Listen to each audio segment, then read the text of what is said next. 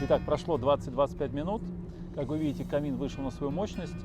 Пламя выходит даже из трубы. Если вдруг вы будете использовать данный камин на террасе, где есть крыша, то надо учитывать, что высота потолка должна быть 1,5 метра от нашего камина, у которого высота 1,80 м.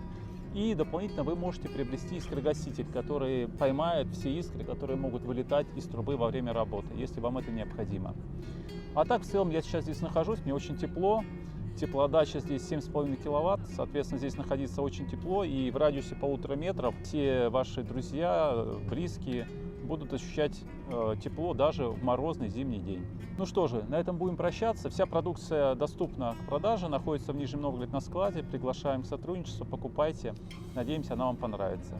Всего доброго, до свидания. Ставьте лайки и подписывайтесь.